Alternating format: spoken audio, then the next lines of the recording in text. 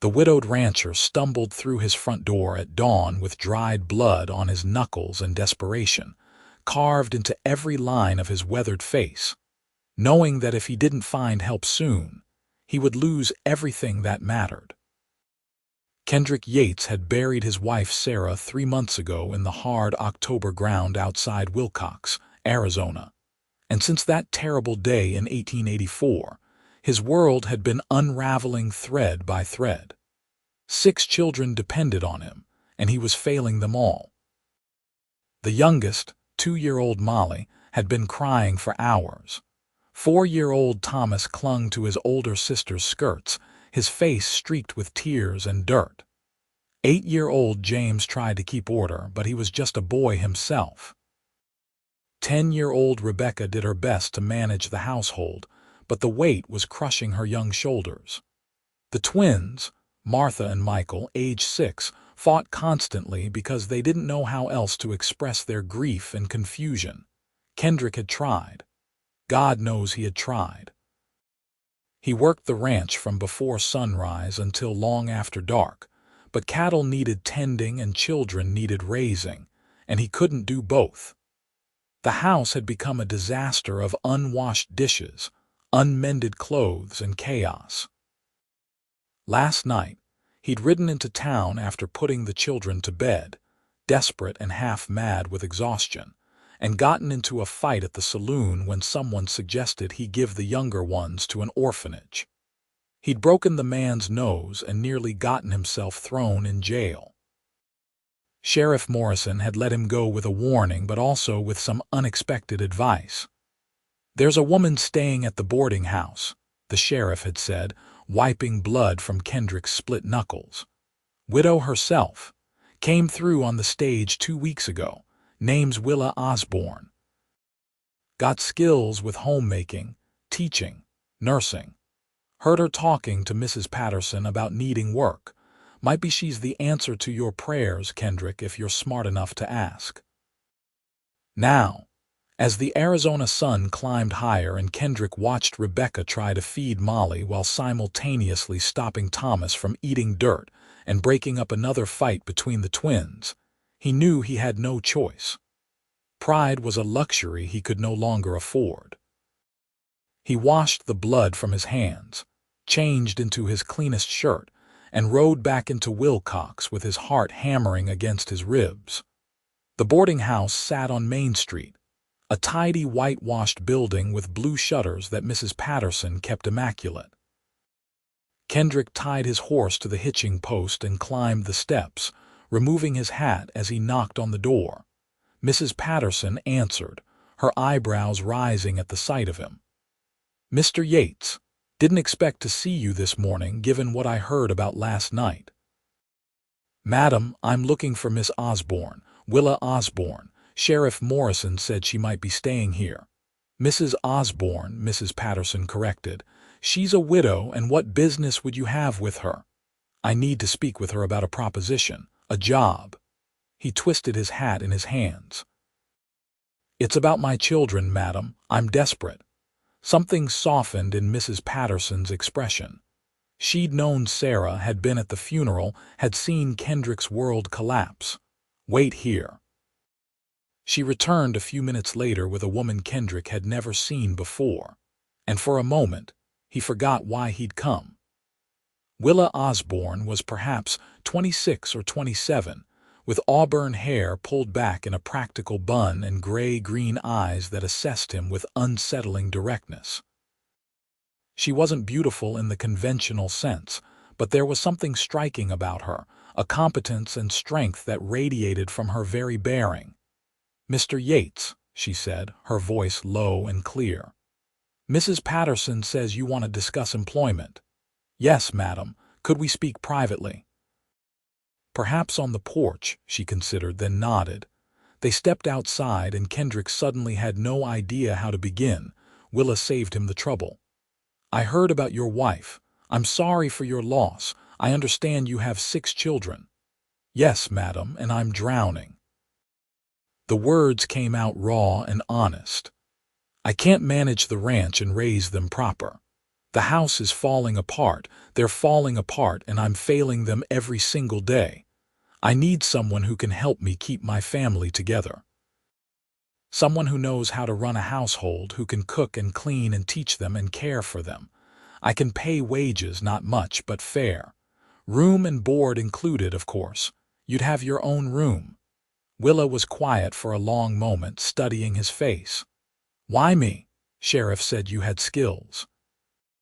Said you were looking for work. Said you were a decent woman. He met her eyes. I need someone decent, Mrs. Osborne. Someone who'll treat my children with kindness. They've lost their mother.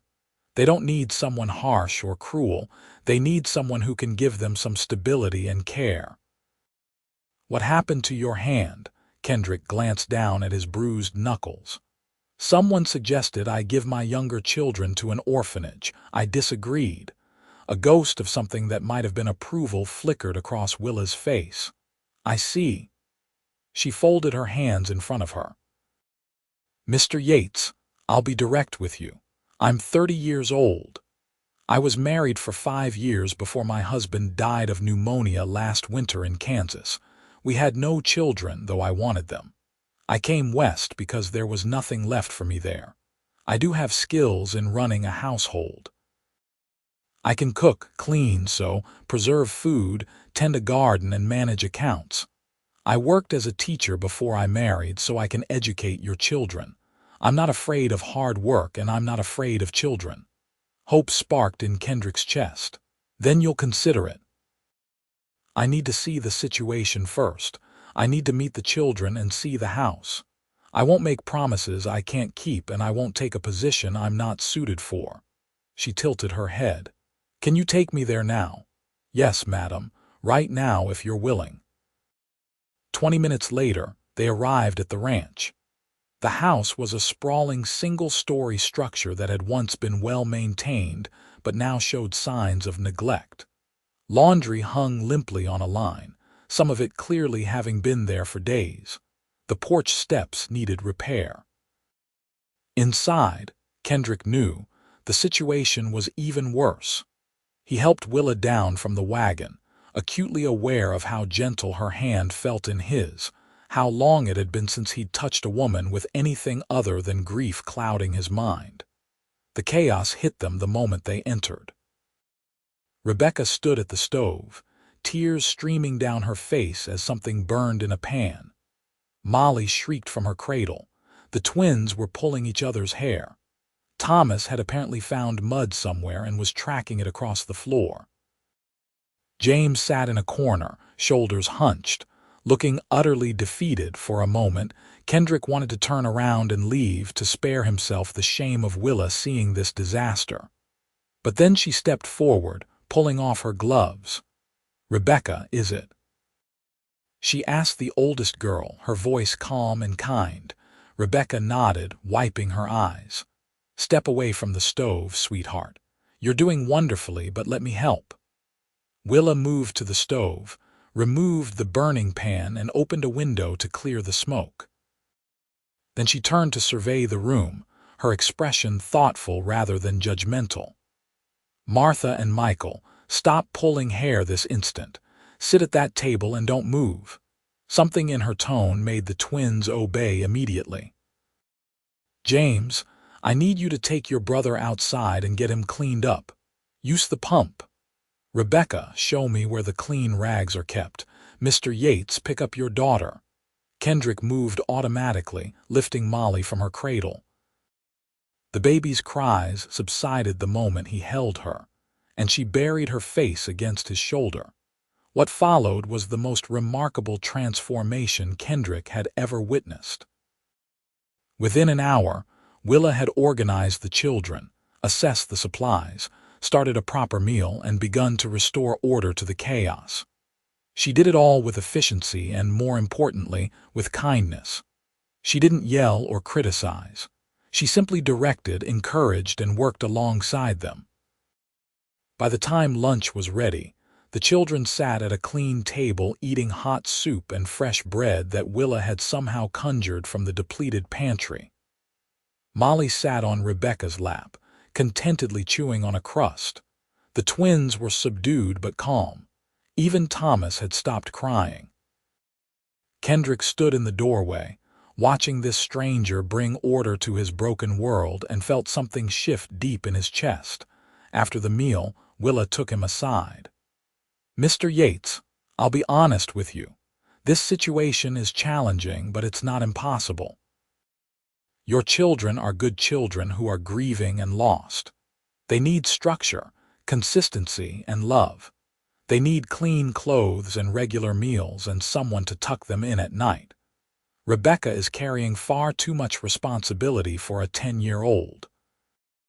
James is withdrawing because he thinks he should be the man of the house and doesn't know how. The twins need attention and boundaries. Thomas and Molly need constant care." "I know," Kendrick said, his voice rough. "I know all of that, and I can't give it to them. Not alone." "You don't have to be alone." Willa met his eyes. "I'll take the position, Mr. Yates, but I have conditions." "Name them." "First, the children's welfare comes before everything else, including the ranch work. If something needs to be done for them, it gets done. Second, I need your support. If I set a rule or a routine, you need to back me up, not undermine me. Third, I need a budget for household expenses and the authority to manage it. Fourth, 1 day off per week to attend church and have time to myself. And fifth, we need to be clear about boundaries and expectations." "You'll have all of that," Kendrick said immediately. "Whatever you need. When can you start? I'll need to collect my things from the boarding house and settle my account. I can be back here by this evening if that suits you." "That suits me fine, Mrs. Osborne. Better than fine." As he drove her back to town, Kendrick felt the first stirrings of hope he'd experienced since Sarah's death. Maybe, just maybe, his family could survive this after all. That evening, Willa returned with 2 trunks and a rocking chair. Kendrick carried them into the small room off the kitchen that had once been Sarah's sewing room. It had a window, a bed, and a small wardrobe, nothing fancy, but Willa seemed satisfied. "This will do nicely," she said, hanging her dresses in the wardrobe with brisk efficiency. That night, for the first time in 3 months, the children went to bed clean, fed, and calm. Willa had somehow managed to bathe all of them, despite the logistics involved. She'd mended a tear in Martha's dress, found Thomas's lost toy horse, and read James a story. Kendrick had watched from the periphery, overwhelmed by how natural she made it all look. After the children were asleep, Kendrick found Willa in the kitchen, making a list by lamplight. "I'm cataloging what we have and what we need," she explained. "The pantry is badly depleted. We'll need supplies from town. Flour, sugar, coffee, beans, salt pork, dried fruit, and vegetables if we can get them. Also fabric for clothes. The children are outgrowing everything. Thread, needles, soap, lamp oil. I'll need to start a garden as soon as possible, but that's a spring project." Kendrick sat down across from her, suddenly exhausted. "How did you do all that today? Practice and necessity." She looked up from her list. "Mr. Yates, you should know that this will get harder before it gets easier. Right now, everything is new and the children are on their best behavior. But grief comes in waves and they'll test boundaries. There will be difficult days. I understand. Do you?" Her gray-green eyes were penetrating. "Because you'll need to be present for those difficult days too. I can manage the household and care for the children, but I can't be their father. They need you, Mr. Yates. Not just your money and your roof over their heads. They need you to be there to talk to them, to hold them when they cry for their mother. Can you do that?" The question cut deep because Kendrick knew he'd been avoiding exactly that. It was easier to work himself to exhaustion than to face his children's grief, because their grief reminded him of his own. "I don't know," he admitted, "but I'll try. That's all any of us can do." Willa returned to her list, and Kendrick sat there a moment longer, watching the way the lamplight caught the auburn in her hair, the capable movement of her hands as she wrote. He stood abruptly. "I'll bid you good night, Mrs. Osborne, and thank you for today, for all of it." "Good night, Mr. Yates." The days that followed established a new rhythm. Willa rose before dawn to start breakfast and get the children dressed. Kendrick worked the ranch with James accompanying him when possible, teaching the boy what he needed to know. Willa homeschooled Rebecca and the twins while keeping Thomas and Molly occupied. She cooked, cleaned, mended, and managed with seemingly endless energy. But it was the small moments that struck Kendrick most. The way Willa sang while she worked, old hymns and folk songs that filled the house with music it hadn't heard since Sarah died. The way she listened to Rebecca talk about her mother without changing the subject or looking uncomfortable. The way she held Molly and rocked her to sleep every night in that chair she'd brought from the boarding house. 2 weeks after Willa arrived, Kendrick came in from the north pasture to find her teaching all 6 children to make Christmas decorations. It was early December, and he'd completely forgotten about the holiday. "We're making paper chains," Martha announced, holding up a loop of colored paper, "and popcorn strings tomorrow." "Mrs. Osborne says we can cut a tree from the canyon," Michael added, "a real tree for inside the house." Kendrick looked at Willa, who was helping Thomas cut paper strips. "We haven't celebrated Christmas since Sarah passed last year," he said quietly. "I know." Willa met his eyes. "But life continues. Mr. Yates and children need joy. They need traditions and celebrations. They need reasons to smile." He realized she was right, and also that he'd been selfish in his grief, denying his children comfort because he couldn't find any himself. That weekend, they all rode out to the canyon and cut down a fragrant pine tree. Kendrick and James hauled it back to the house and set it up in the front room. The children decorated it with paper chains, popcorn strings, and small ornaments Willa had somehow created from scraps and found objects. When they lit candles on the branches on Christmas Eve, Kendrick saw wonder on his children's faces for the first time in over a year. "It's beautiful," Rebecca whispered, and her smile was so much like Sarah's that Kendrick's heart ached. Willa had somehow managed to make small gifts for each child, practical things mostly, but wrapped with care. New mittens, a carved whistle, a rag doll, a book. The children were delighted. Kendrick had ridden into town and bought fabric and a new shawl for Willa, feeling awkward about the gesture but wanting to acknowledge everything she'd done. When she unwrapped it on Christmas morning, her eyes widened. "Mr. Yates, this is too much." "It's not nearly enough," he said. "You've given us our lives back, Mrs. Osborne. A shawl is a poor thank you." She held the soft blue wool against her cheek, and for a moment her composure cracked. "Thank you," she said softly. "I haven't had a Christmas gift in 2 years." That night, after the children were asleep and the house was quiet, Kendrick and Willa sat in the front room watching the candles flicker on the tree. The silence between them was comfortable, companionable. "My wife died exactly 14 months ago today," Willa said suddenly. "I mean my husband." "Edward, he died exactly 14 months ago today." Kendrick turned to look at her. "I'm sorry. He was a good man. Not perfect, but good. He worked hard, he made me laugh, and he loved me the best he knew how." She was quiet for a moment. "I thought I'd die too when he passed." Not physically, but inside. Everything felt gray and empty. Coming here, taking this position, it's the first time I've felt alive since I buried him. "Sarah died in childbirth," Kendrick heard himself say. "The baby died too, a son. We'd been trying for years to have another baby after the twins, and when she finally conceived again, we were so happy. And then everything went wrong so fast. The midwife couldn't stop the bleeding. I held her hand and watched her slip away, and there was nothing I could do. Nothing." His voice broke, and suddenly Willa's hand was covering his, warm and steady. "I'm sorry," she said. "I'm so sorry, Kendrick." It was the first time she'd used his given name, and somehow that small intimacy broke something open inside him. He started to cry, really cry, for the first time since Sarah's funeral. Willa didn't let go of his hand. She just sat there with him while he grieved, and her presence was a comfort he hadn't known he desperately needed.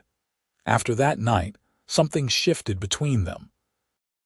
They were no longer just employer and employee, not quite friends yet, but something more than strangers.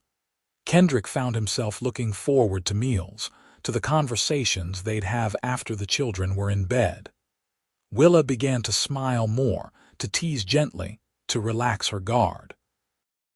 In January, a harsh storm swept through Arizona, bringing unusual cold and even some snow. Kendrick worked frantically to protect the cattle and make sure the horses had shelter. He came in one evening half frozen, his hands numb and his lips blue. Willa took one look at him and sprang into action. She heated water, made him remove his wet clothes in the mudroom, and wrapped him in blankets. She brought him hot coffee laced with whiskey and made him drink it while sitting close to the stove. "You'll catch your death going out in that weather without proper gear," she scolded, but her hands were gentle as she checked him for frostbite. "The cattle needed tending," he said through chattering teeth. "The cattle aren't worth dying for. Your children need their father." She rubbed his hands between hers, trying to restore circulation. "Kendrick, you have to be more careful." The concern in her voice, the tenderness in her touch, made Kendrick realize something that should have been obvious for weeks now. He was falling in love with Willa Osborne. The realization terrified him. It felt like a betrayal of Sarah, even though Sarah had been gone for 15 months. It felt too soon, too fast, too complicated. Willa was his employee, a woman who'd come to care for his children, not to become his wife. But the heart doesn't consult logic, and Kendrick couldn't unknow what he now knew. He loved the way Willa hummed while she kneaded bread. He loved her patience with the children, her quiet strength, her quick mind. He loved the way she filled the empty spaces in his house and in his heart. He said nothing, terrified of driving her away, of ruining the fragile peace they'd built. February brought warmer weather and the beginning of spring work. Willa started her garden, teaching Rebecca and the twins how to prepare the soil and plant seeds. She also began teaching Rebecca more advanced subjects, recognizing the girl's sharp intelligence.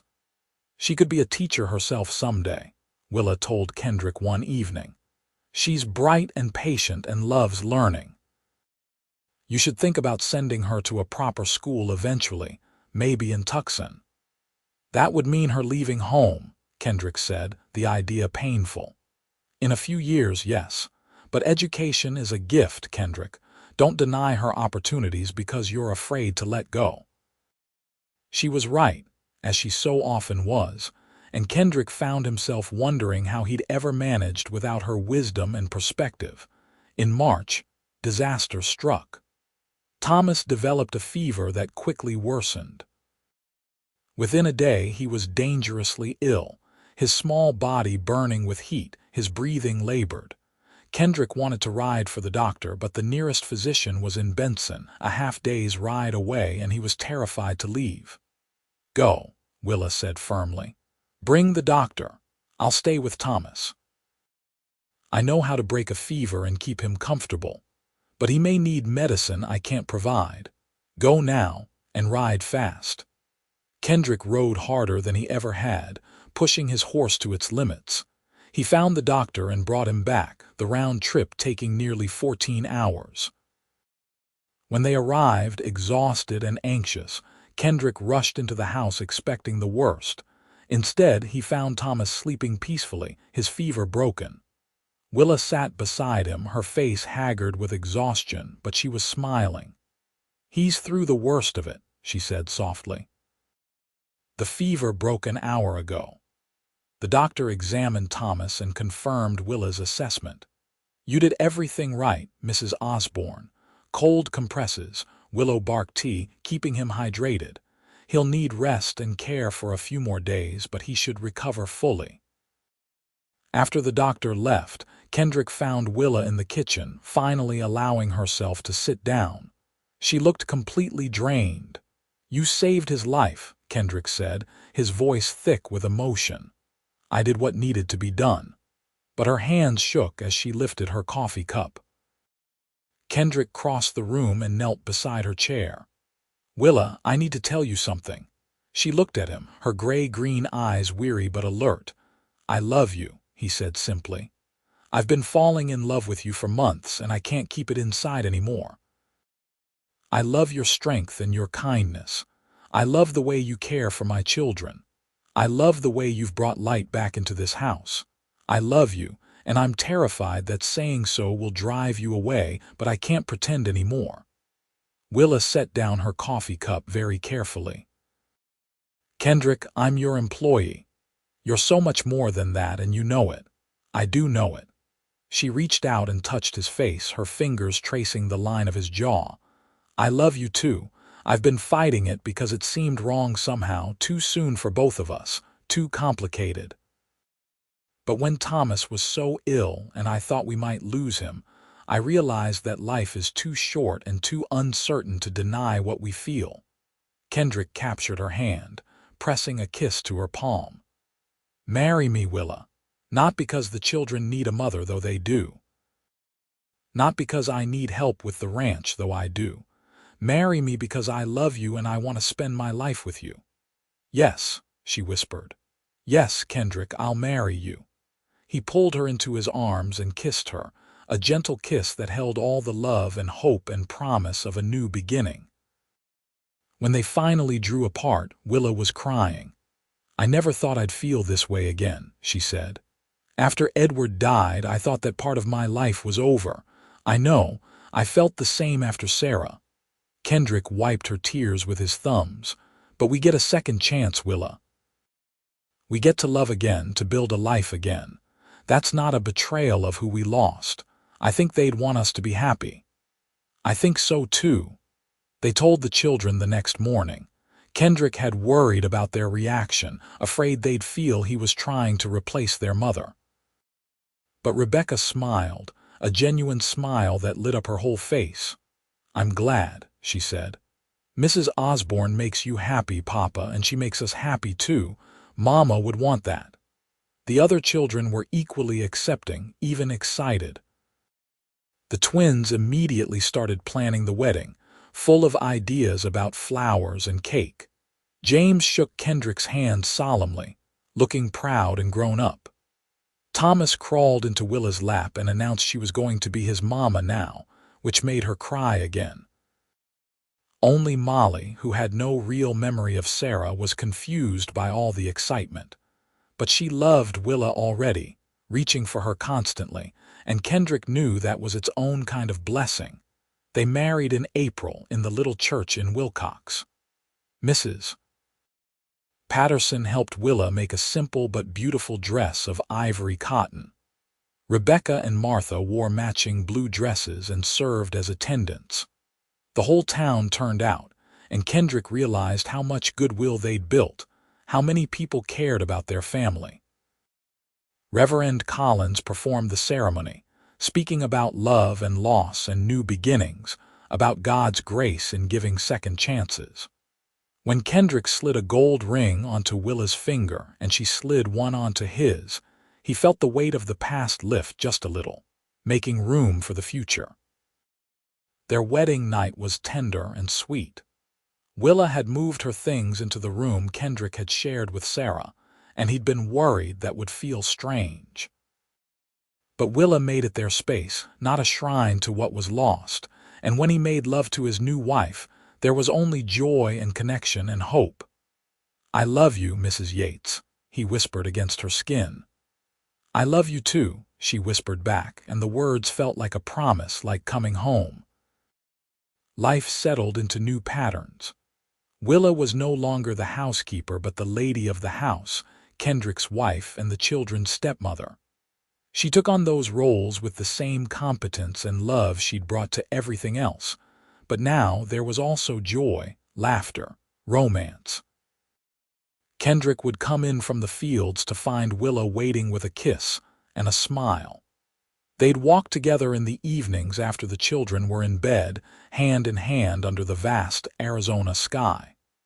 They'd sit together on the porch and talk about their days, their dreams, their plans for the future. The children thrived. Rebecca blossomed under Willa's teaching, her confidence growing daily. James became less withdrawn, more willing to share his thoughts and feelings. The twins calmed down, their energy channeled into helping with chores and their studies. Thomas recovered fully from his illness and became Willa's shadow, following her everywhere. Molly took her first steps and said her first word, which was "Mama," directed at Willa. In May, they celebrated Molly's 3rd birthday with a small party. Willa made a cake, and they invited some neighboring families. Kendrick watched Willa laughing as she helped Molly blow out her candles, and his heart felt so full he thought it might burst. That night, as they prepared for bed, Willa turned to him with a shy smile. "I have something to tell you."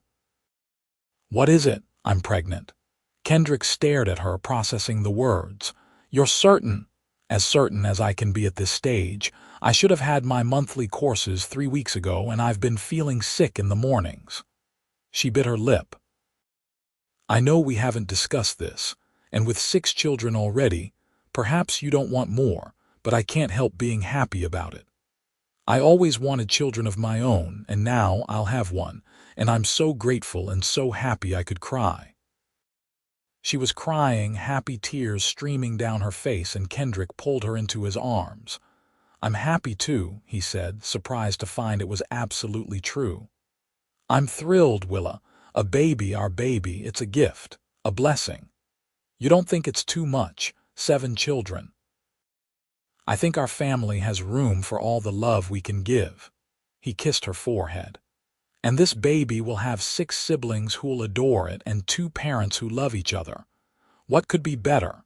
The pregnancy progressed smoothly. Willa continued to manage the household, though Kendrick insisted she rest more and let Rebecca help with the heavier chores. The children were excited about the new baby, constantly talking about it, making plans. "I hope it's a brother," James said.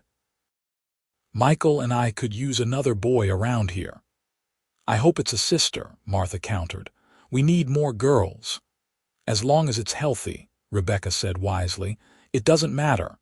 In late summer, Kendrick hired a young man named Jack to help with the ranch work. With the baby coming and the demands of 7 children to think about, he needed extra hands. Jack was hardworking and good-natured, and he quickly became part of the extended family, often eating meals with them and joining their evening activities. August brought intense heat, and Willa grew uncomfortable in the final weeks of her pregnancy. Kendrick did everything he could to help her stay cool, bringing her cool water, fanning her while she rested, taking over more of the household duties despite her protests. "I'm pregnant, not broken," she'd say, but she smiled when she said it, grateful for his care. "You're carrying my child," he'd reply. "Let me take care of you." On a scorching afternoon in late August, Willa's pains began. Mrs. Patterson came from town to assist, and also sent word for the doctor. The birth was long and difficult, and Kendrick paced outside the bedroom door, terrified and praying, remembering Sarah's death with visceral horror. But Willa was strong, and when the baby's cry finally pierced the air, Kendrick nearly collapsed with relief. Mrs. Patterson opened the door, smiling. "You have a son, Mr. Yates. A healthy baby boy, and your wife is fine, tired but fine." Kendrick rushed into the room. Willa lay in bed, exhausted but radiant, holding a tiny bundle wrapped in soft cloth. When she saw him, she smiled. "Come meet your son," she said softly. Kendrick approached carefully, as if in a dream. The baby was perfect, tiny and red-faced with a shock of dark hair and searching eyes. When Willa placed him in Kendrick's arms, he felt the same rush of love he'd felt with each of his other children, but also something new, a sense of renewal and hope. "He's perfect," Kendrick whispered. "You're perfect. Thank you, Willa, thank you for this gift. What should we name him?" Willa asked. They discussed names but hadn't decided. Now, holding his son, Kendrick knew. "Edward," he said. "Edward Kendrick Yates, after your first husband and me, so he carries both our histories forward." Willa's eyes filled with tears. "That's perfect. Edward it is." The other children were allowed in to meet their new brother, and their reactions ranged from awe to confusion to excitement. Rebecca held the baby with the competence of an older sister who'd done this before. James looked proud and protective. The twins wanted to touch everything, to examine every tiny finger and toe. Thomas was fascinated by how small the baby was. Molly wasn't sure what to make of this tiny new person, but seemed willing to accept him. The months that followed were chaotic, but joyful. Baby Edward was a good baby, healthy and happy, and he fit into their family as if he'd always been meant to be there. Willa recovered quickly from the birth, though Kendrick fussed over her for weeks afterward. "I'm fine," she'd insist, laughing. "Stop treating me like I'm made of glass." "You gave me a son," he'd reply. "I'm allowed to treat you like a queen." In the fall, they celebrated their first anniversary. Kendrick had saved money and bought Willa a silver locket.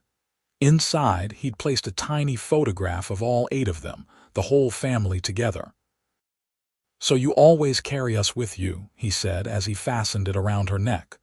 Willa touched the locket, tears in her eyes. "It's beautiful. Kendrick, this whole year has been beautiful. I came here expecting to be a housekeeper and nanny.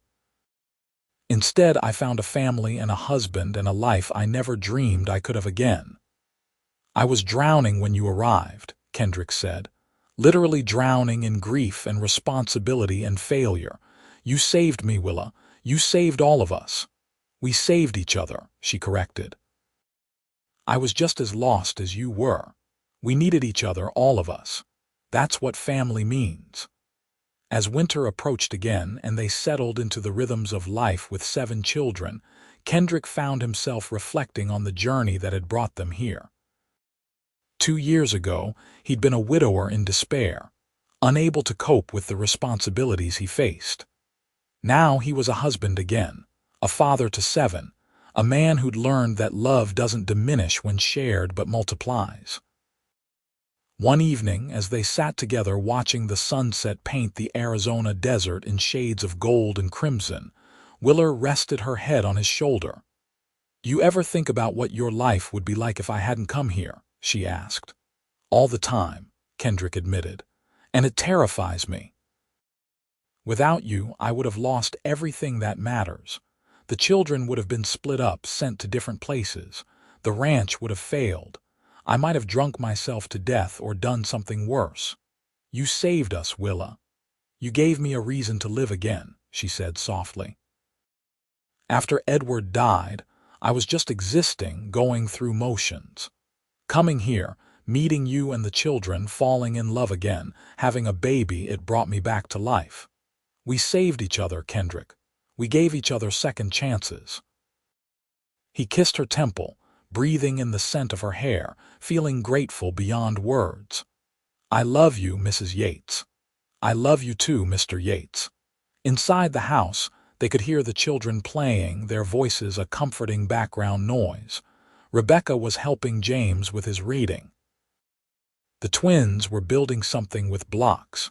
Thomas was singing a song Willa had taught him. Baby Edward cooed from his cradle, and Molly's laughter rang out clear and bright. It was the sound of family, of life, of love surviving loss, and building something new from the ashes of grief. Years passed, and the Yates family continued to grow and thrive. Rebecca did eventually go to school in Tucson, returning home with teaching credentials and eventually opening a school in Wilcox itself. James took over more and more of the ranch work, becoming Kendrick's true partner in managing the land and livestock. The twins, while still energetic, channeled their spirits into useful pursuits, Martha becoming an excellent horsewoman and Michael showing a talent for mechanics.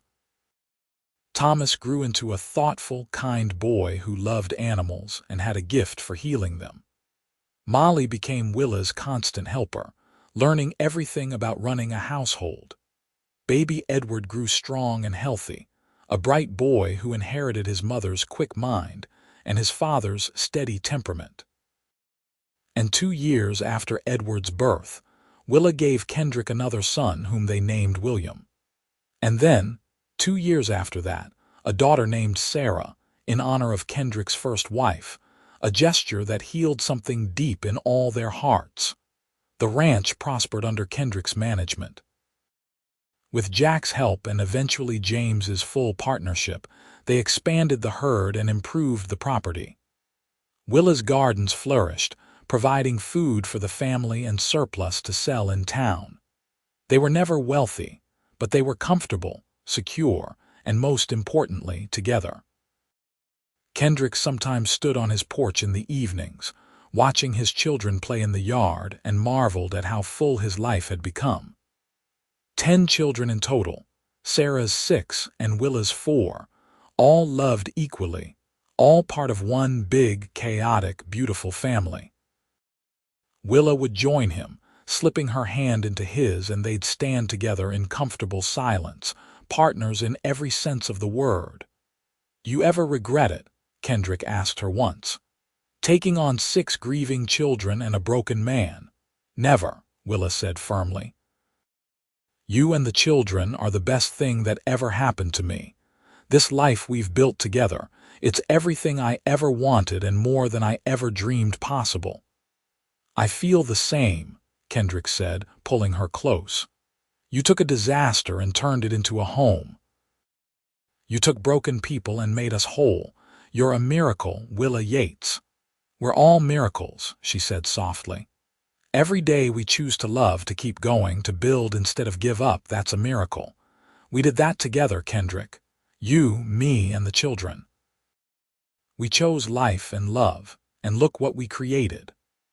On their 5th anniversary, the whole family gathered for a celebration. All 10 children, from Rebecca, who was now 15 and poised, to baby Sarah, who was just learning to walk, crowded around the table Willa had laden with food.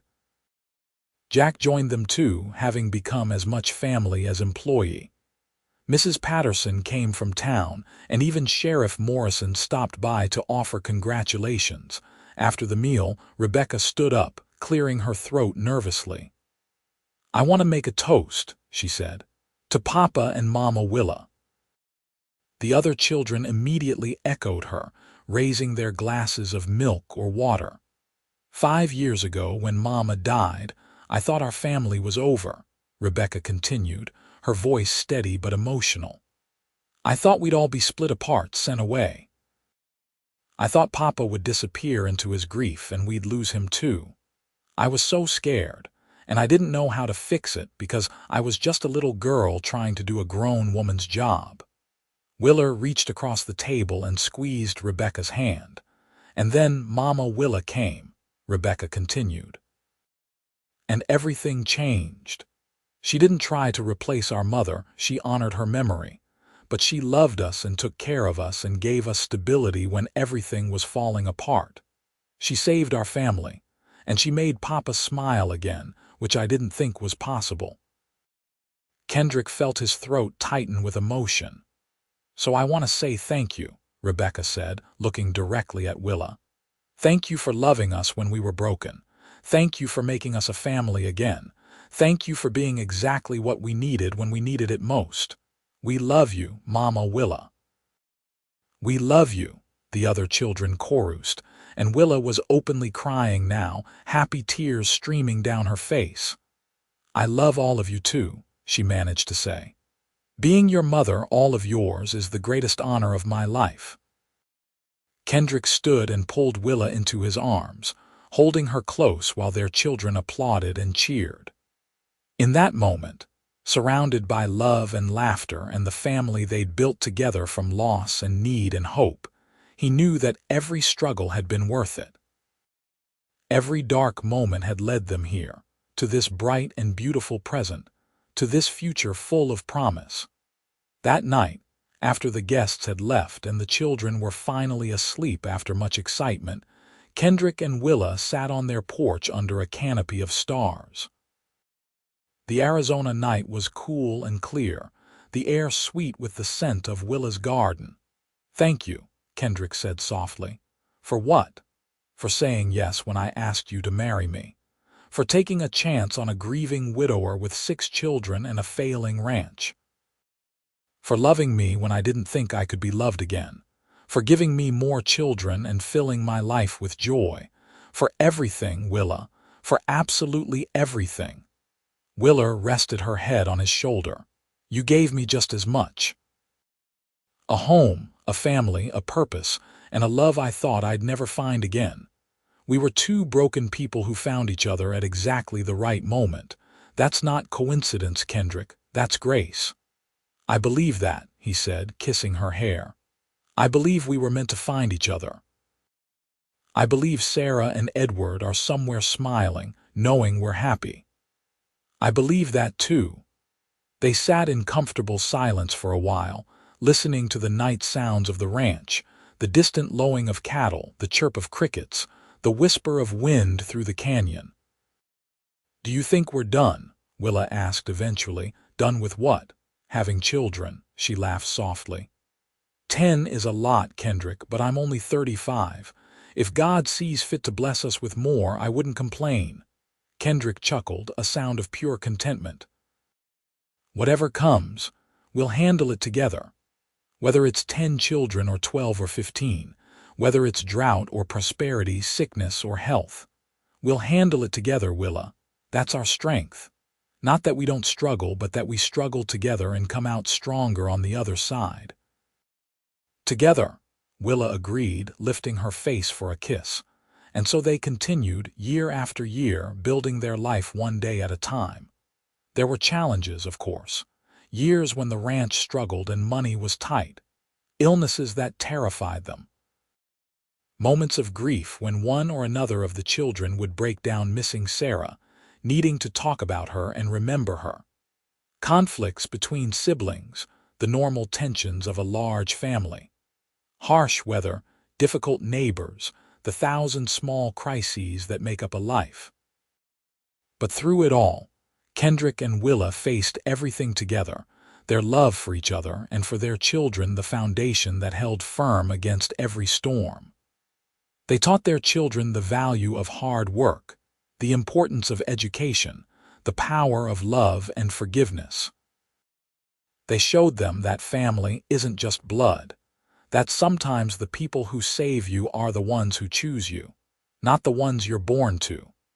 Rebecca became a beloved teacher in Wilcox, eventually marrying the new minister who came to town when she was 22. James took over the ranch when Kendrick was ready to slow down, running it with the same dedication and skill his father had shown. The twins found their callings, Martha training horses and Michael opening a workshop in town. Thomas became a veterinarian, one of the first in that part of Arizona. Molly married a neighboring rancher and raised her own large family nearby. And Willa's 4 children with Kendrick, Edward, William, Sarah, and eventually one more daughter named Grace, born when Willa was 38, all grew up secure in the knowledge that they were loved and wanted. They knew the story of how their parents met, how their mother had come to save a family falling apart, how love and need and providence had brought them all together. On their 10th anniversary, Kendrick and Willa renewed their vows in the same little church where they'd married. All their children stood with them, some now young adults, some still small. The church was packed with friends and neighbors who'd watched their family grow and thrive. Reverend Harrison, who'd replaced Reverend Collins, spoke about the miracle of second chances, about how God works through ordinary people to create extraordinary love stories. 10 years ago, he said, two wounded souls found each other in their darkest moments. 6 children needed a mother. A broken man needed a partner. A lonely widow needed a purpose. And out of that need, God wove together a tapestry of love that has blessed not just this family, but this entire community. Kendrick and Willa Yates have shown us all what it means to choose love, to choose life, to choose hope even when hope seems impossible. When Kendrick and Willa renewed their vows, there wasn't a dry eye in the church. They spoke the words with the weight of 10 years of shared experience behind them, 10 years of joy and struggle and growth and love. I, Kendrick, take you, Willa, to be my wife, again and always, Kendrick said, his voice strong and sure. 10 years ago, you saved my life and the lives of my children. Every day since, you've made our lives richer and fuller and more beautiful. I love you more now than I did on our wedding day, and I'll love you more tomorrow than I do today. You are my partner, my best friend, the love of my life, and the mother of my children. I promise to honor you, cherish you, and love you all the days of my life. Willa's voice trembled with emotion as she responded. I, Willa, take you, Kendrick, to be my husband, again and always. 10 years ago, I came to your home broken and lost, and you gave me a family and a purpose. You gave me children to love and a life worth living. You gave me hope when I thought hope was lost forever. I love you with all my heart, and I'm so grateful for every day we've had together. I promise to stand by your side, to love you through every season, to be your partner and your helpmate all the days of my life. They exchanged new rings, simple gold bands engraved with their anniversary date, and when they kissed, their children cheered and applauded along with the whole congregation. The celebration that followed was joyous and boisterous. The whole town seemed to turn out for the party at the ranch. There was food and music and dancing. Kendrick waltzed with Willa under the stars, just as he'd dreamed of doing all those years ago, and his heart was so full he thought it would overflow. Happy? Willa asked, smiling up at him. Happier than I ever thought possible, Kendrick replied honestly. You've given me everything, Willa, everything that matters. You gave me everything too, she said. A home, a family, a love that fills my whole heart. I'm so grateful for you, Kendrick, so grateful for us. As they danced, surrounded by their children and friends, under the vast Arizona sky that had witnessed their courtship and their struggles and their triumphs, Kendrick thought about the journey that had brought them here. He'd been a desperate man who couldn't cope with the hand life had dealt him. Willa had been a lost woman searching for meaning after devastating loss. Separately, they'd been drowning. Together, they'd found solid ground. Their love story wasn't the conventional kind, born of chance meetings and courtship rituals. It had been forged in need and desperation, in shared grief and mutual salvation. But it was real and deep and true, tested by time and trials and proven strong enough to build a lifetime on. Years continued to pass. Kendrick's hair turned gray, and Willa's auburn locks gained silver threads. Their children grew up and started families of their own, though most stayed close, building houses on the ranch land or in Wilcox. The house that had once echoed with the chaos of 10 children now rang with the laughter of grandchildren, and then great-grandchildren. On their 25th anniversary, Kendrick and Willa sat on their porch in the same rocking chairs they'd occupied for years, watching the sunset paint the desert in familiar colors. Their hands were weathered now, marked by decades of work, but they still fit together perfectly, fingers interlaced. 25 years, Willa mused. How did that happen, one day at a time, Kendrick said. One sunrise, one sunset, one meal, one laugh, one tear. All those days adding up to a lifetime. A good lifetime, Willa said softly. The best lifetime. The very best, Kendrick agreed. He turned to look at her, this woman who'd saved him, who'd loved him, who'd built a life with him from the ruins of loss. Her face had changed over the years, gaining lines and softness, but to him, she was as beautiful as the day she'd first knocked on his door. More beautiful, actually, because now he knew everything those gray-green eyes had seen, everything those capable hands had done, every moment of love those lips had spoken. "I would do it all again," he said. "Every moment, every struggle, every triumph. I'd choose you again and again in every lifetime." Willa smiled, that smile that had first begun to crack his grief-hardened heart all those years ago. "I choose you too. Always you, always this life, always our family." They sat in comfortable silence as the sun sank below the horizon, and the stars began to appear, one by one, in the darkening sky. From inside the house, they could hear the sounds of their family gathering for dinner, 3 generations under one roof tonight for the anniversary celebration. Voices called to each other, children laughed. Someone was setting the table while someone else checked on the roast in the oven. It was the sound of home, of family, of love that had survived loss and grown stronger for it. "Shall we go in?" Willa asked eventually. "They're waiting for us." "In a minute," Kendrick said, not ready to let go of this moment. "I just want to sit here with you a little longer, just the two of us." "Always just the two of us," Willa agreed. "Even when we're surrounded by 50 people. You and me, Kendrick, that's where it all begins and ends." "You and me," he echoed, bringing her hand to his lips for a gentle kiss. "My love, my life, my Willa." They sat together as the desert night embraced them, 2 souls who'd found each other in the darkness and created light, a cowboy who'd been drowning and a woman who'd known how to swim. 6 children who needed love and a woman who had so much to give. Need and skill and love, all braiding together to create something beautiful and lasting.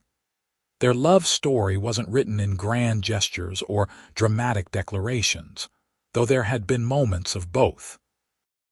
It was written in daily choices, in showing up for each other, in the 1,000 small acts of kindness and care that make up a marriage. It was written in the children they'd raised together, the grandchildren they'd welcomed, the life they'd built side by side. And as they finally rose from their rocking chairs and walked hand in hand into the house full of people who loved them, who existed because they'd loved each other, Kendrick Yates knew with absolute certainty that he was the luckiest man alive. He'd been given a second chance at love, at family, at life itself. And he'd spent every day of the past 25 years being worthy of that gift. Inside, their family gathered around the long table Kendrick had built years ago to accommodate everyone. 10 children, now grown, with spouses and children of their own. 27 grandchildren at last count, ranging from infants to teenagers. And all of them here, gathered together to celebrate the love that had made all of this possible. Rebecca stood to make a toast, as she had on their 5th anniversary, and on their 10th, and their 15th, and their 20th. It had become a tradition, the oldest child honoring the parents who'd given them all this legacy of love. "To Mama Willa and Papa," she said, her voice still strong though she was now 40 years old with children of her own. 25 years ago, you stood before God and this community and promised to love each other. You've kept that promise every single day since. You've shown all of us what real love looks like. Not the easy kind that exists when everything is perfect, but the hard kind that perseveres through loss and struggle and difficult times. The kind that chooses to keep loving even when it's hard. The kind that builds families and communities and leaves the world better than it found it. She raised her glass higher. You saved us, both of you. You saved a family that was falling apart. You created a home filled with love and laughter and security.